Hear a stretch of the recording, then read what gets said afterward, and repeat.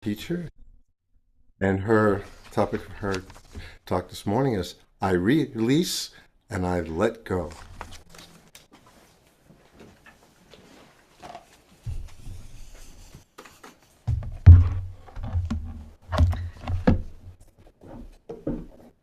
Good morning, everyone. Good morning. I'm going to start with one of my most favorite poems by Gail Gibran called Fear. It is said that before entering a sea, the river trembles with fear. She looks back at the path that she has traveled, from the peaks of the mountains, a long winding road crossing forests and villages, and in front of her, she sees an ocean so vast that to enter, this seems like nothing more than to disappear forever. But there is no way. The river cannot go back. Nobody can go back. To go back is impossible in existence. The river needs to take the risk of entering the ocean, because only there will fear disappear, because that's where the river will know that it's not about disappearing into the ocean, but becoming the ocean. That's beautiful. Yeah. So my talk title is I Release and I Let Go. And years ago, when I received sage advice from Reverend Kelly Isola, when I was going through the Licensed Unity Teacher program and I was beginning to speak occasionally, her advice was to speak about what is coming up for me. And that chances are that whatever is coming up for me is most likely coming up for some of you as well. Even though our circumstances and situations can be different, I find that even with my prayer partner, even though our lives are different, when we come together and pray, more often than not, we're praying for the exact same thing. And that's where our oneness comes into being. So, it does help that when you're talking about release and let go, that we're in the perfect season for that, right? Because we're getting to see how beautiful it is for things to be released and let go when we're watching the beautiful leaves change color and fall to the ground. So letting go is part of the natural order of things, so that we can become the ocean, right? So we can be our next highest expression of who we came here to be. And so, as many of you may know, I served as the Licensed Unity Teacher Representative for Unity's Eastern Region for 6 years, and now my term is complete. Earlier this year, my home, the house that I lived in, was sold, and I had to release my home that I had lived in for over 13 years.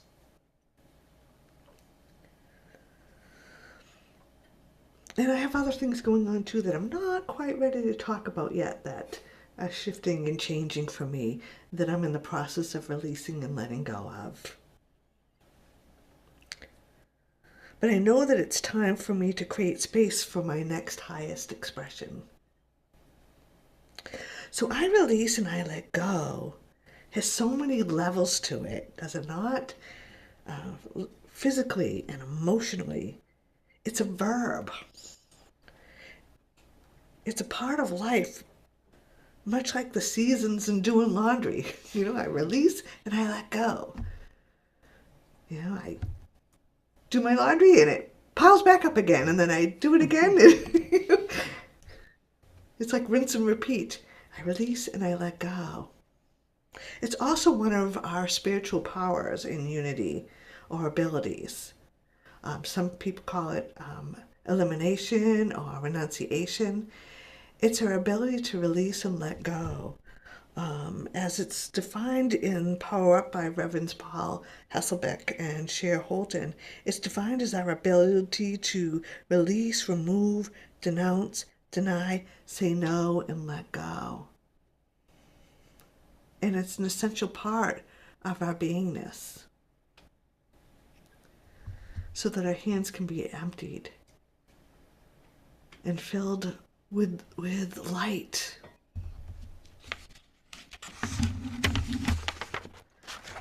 So why? When I talk, I always like to give an explanation of why I think it's relevant for us to be talking about this today, and then hopefully some tools that we can use for that. So, is it just me, or does anyone else have any claw marks on things that they've tried to hold on to tightly to in the past? Held on to way past its expiration date. I'm not just talking about the science experiment in the back of your refrigerator, or that shirt or skirt that no longer fits that you're still holding on to. But we all have those things that we hold on to sometimes, a little bit longer than we should. Charles Fillmore, co-founder of Unity, said we must learn to let go, to give up, to make room for the things that we prayed for and desired.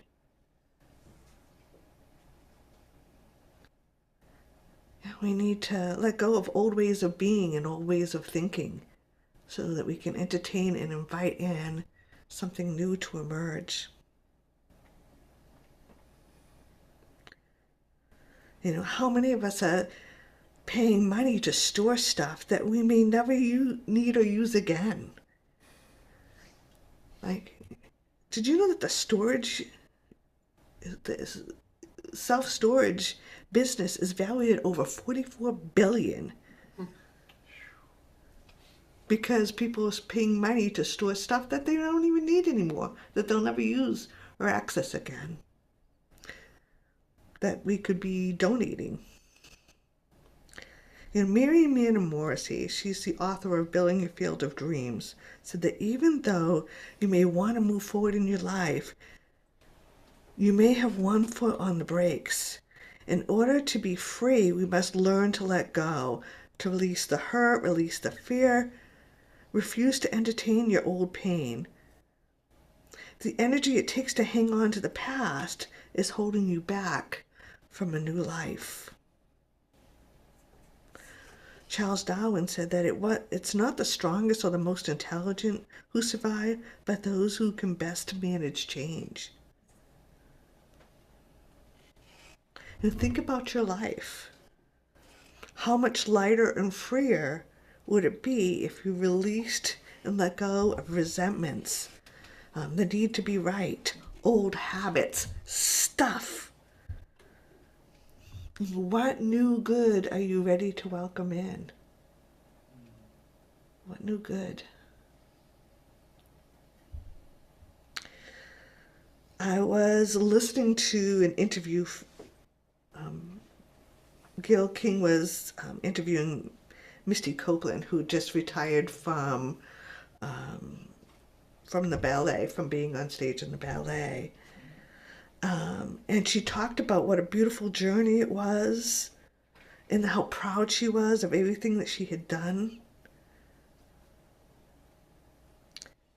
But she said she didn't feel that there was a need to hold on to something that was not truly there for her anymore, that she felt like she could be in a genuine place around.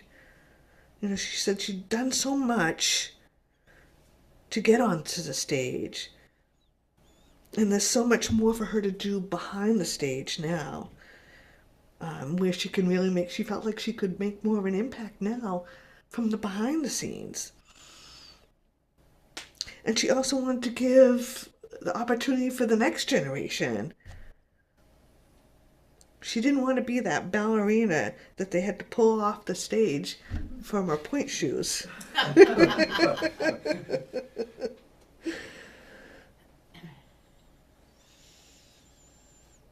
She said she felt really good in the moment and knew that it was time for her to move on. Oh, thank you. I appreciate that.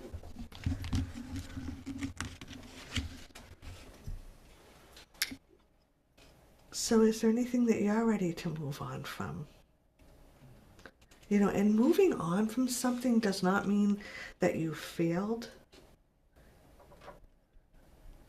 Sometimes it's just time to release it and let go and let someone else step up to the plate, to allow in something new that wants to emerge as you.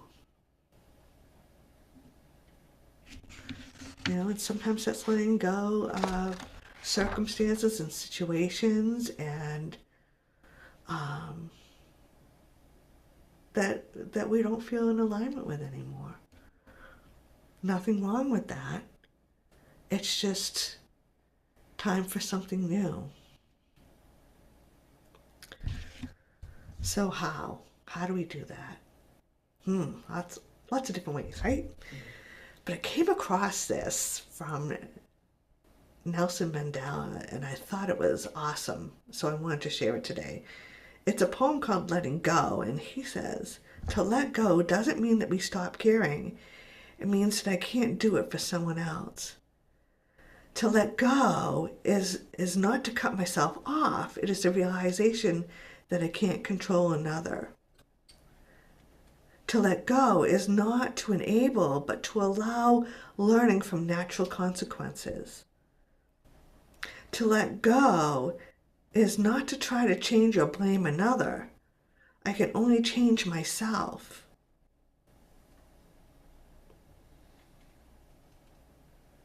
To let go is not to care for, but to care about. To let go is not to fix, but to be supportive. To let go is not to judge, but to allow another to be a human being. To let go is not to be in the middle of arranging outcomes, but to allow others to affect their own outcomes. Anyone that want to control other people and situations and circumstances, if they would just do it your way, like anyone else. I might be guilty of that.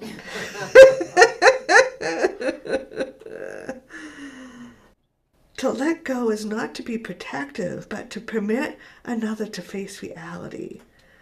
To let go is not to deny, but to accept. To let go is not to nag, scold, or argue, but to search out my own shortcomings and correct them. Look at for the own mote in your own eye, right? Before judging anyone else. To let go is not to adjust everything to my desires, but to take time each day as it comes and to cherish the moment. To let go is not to criticize or regulate anyone, but to try to become what I dream I can be. To let go is not to regret the past, but to grow and live for the future. To let go is to fear less and love more. Fear less and love more.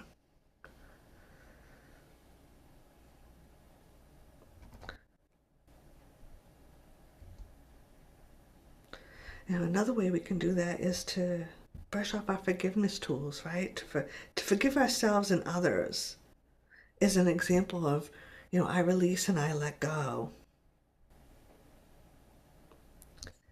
Practicing the law of circulation, generosity and tithing. Linda was talking about that,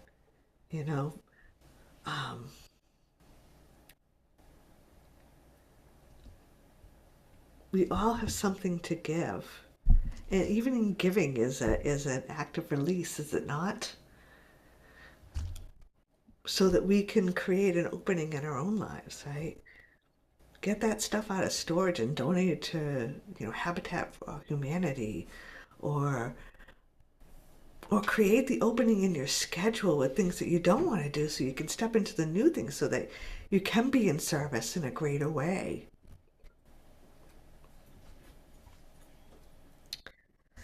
Jason Mraz, whose music I've been obsessed with lately, has a song called 3 Little Things. And he talks about there are 3 things he does when things fall apart. First he cries his eyes out and dries up his heart. And he says that not until I do this will my new life start. And that the second thing he does is that he closes his eyes and he gives thanks for every moment of his life, and to go where the love is and let that fill you up. And the third thing he talks about is taking a bow and letting that chapter end.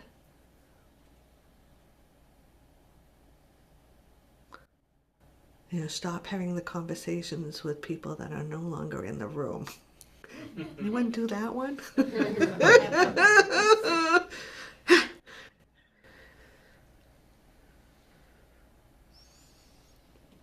I'm in the process of reading The Let Them Theory by Mel Robbins, which I highly, highly, highly recommend. The Let Them Theory has two parts to it, and she says it only works when you use both parts.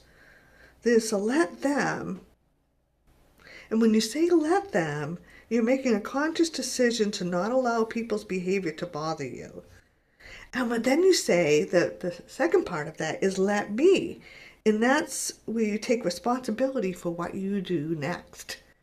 And she says it's really a good idea to let me be something that's aligned with your values. So let them is about allowing people to be who they are because they're going to be anyways, right? Jackie Woodside used to say that. And it helps us to release our attachments to the way that we think things should look and should be. And the let me is that, is about let me take ownership of what's going on in my own emotions, Let me be proactive. Let me release my attachment to the way I think it should look and be open to things turning out greater than I thought they could. Or let me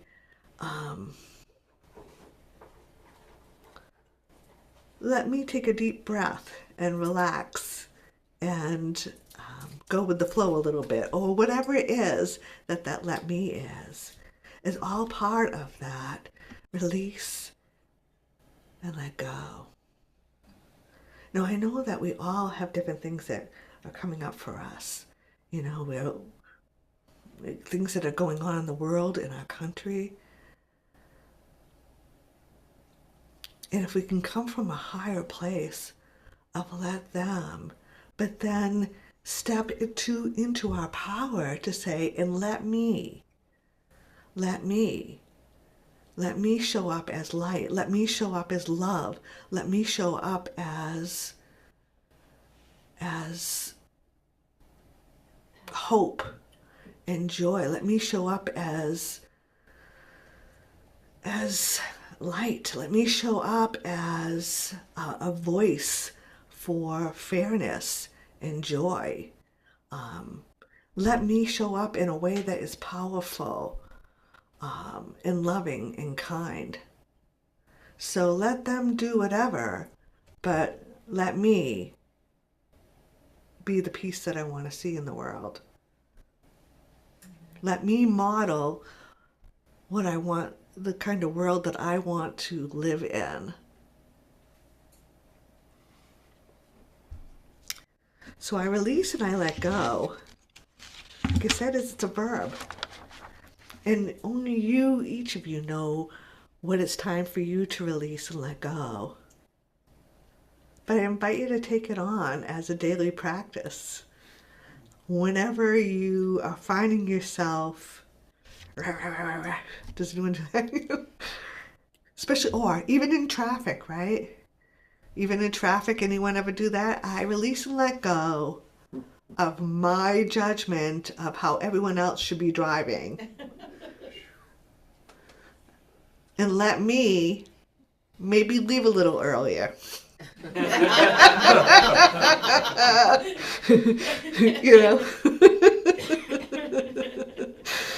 You find the things that are coming up for you, and own your own stuff.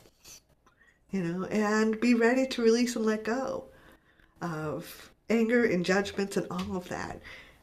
So I just invite you to take that on as a practice.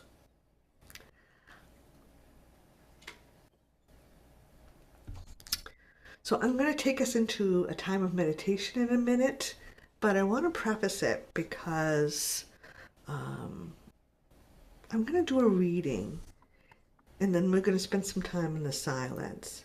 And I chose this reading, and I've read it before, but it's a personal I am statement that comes from Howard Falco. Howard Falco is just, he's an author of several books.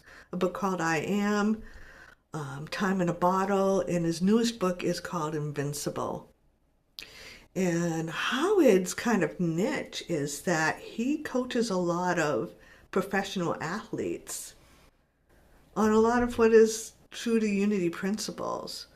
But he came up with this personal I am statement that kind of works as both a denial. In unity, we use denials or releases to release like old thought patterns and things that are no longer serving us.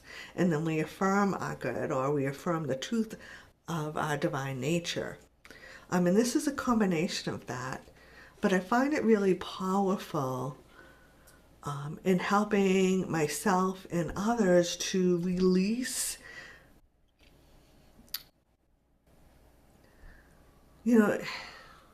that sense of self-condemnation, or like the self-deprecating thoughts, or the things that we've not quite forgiven ourselves for how we handled things in the past.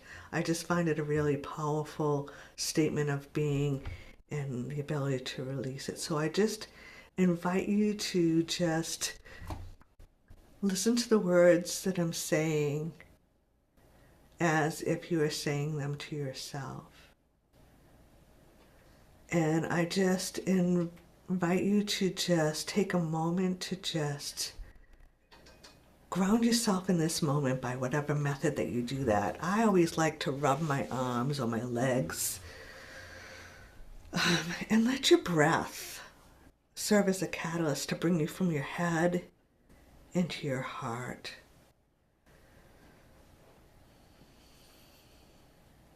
And take just a really deep breath, and then exhale as far as you can. And another.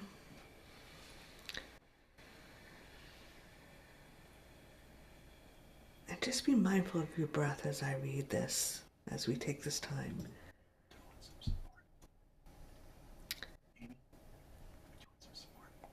Yes.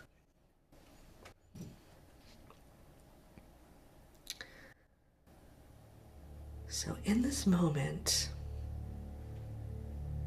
I grant myself permission to be open and to embrace a new idea of who I am. I take full responsibility for the decisions in my life that have led me to this sacred moment.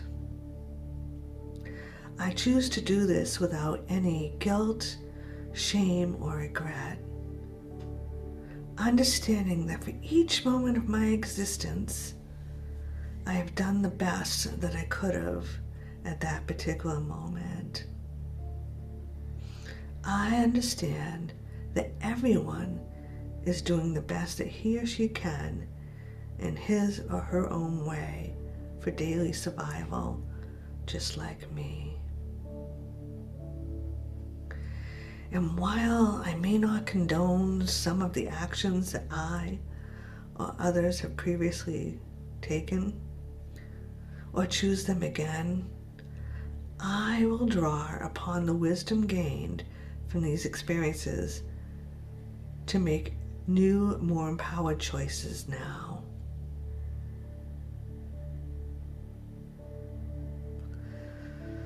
Deep breath in.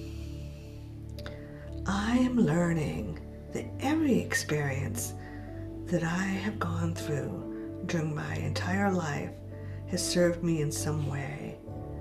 Therefore, I choose to accept and be grateful for everything and everyone in my life that is allowing me to learn the lessons that I have brought myself. I understand that in each moment, the elegant universe is always presenting me with exactly what I need to learn and accept about my situation in order for me to move closer to the experiences that I truly desire. Deep breath in. I am worthy of peace, happiness, and the vision of life I imagine for myself. I now realize that any idea of personal imperfection, lack, or limitation is an illusion. This is an illusion that I no longer choose to maintain and live by my life by, but rather I choose to set myself free to a new life of unlimited possibility. I am not who I was 10 years ago, 1 week ago, or even 5 minutes ago. I am whom I decide to be right now. This is my greatest power.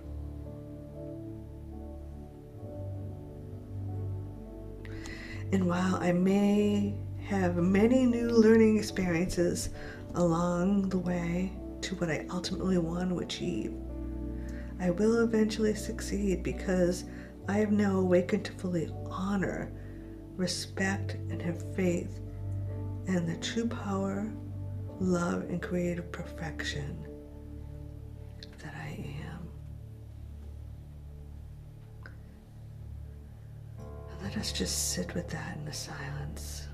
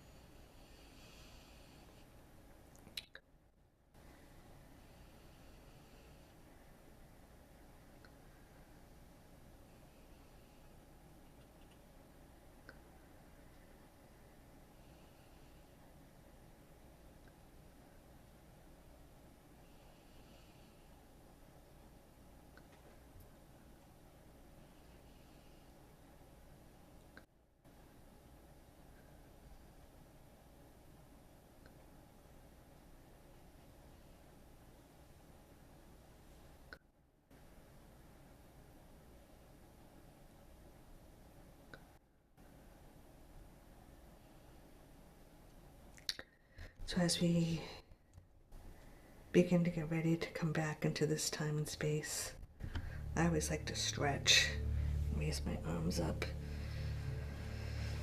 wiggle my toes, and giving thanks for our ability to release and let go, to forgive,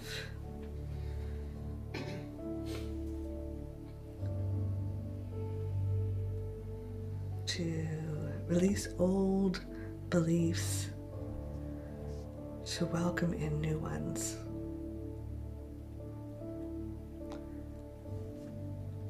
To let our hands be empty,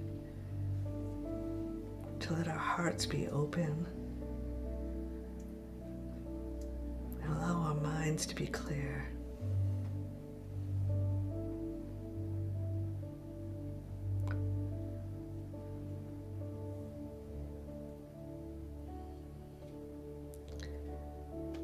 I give thanks for this present moment,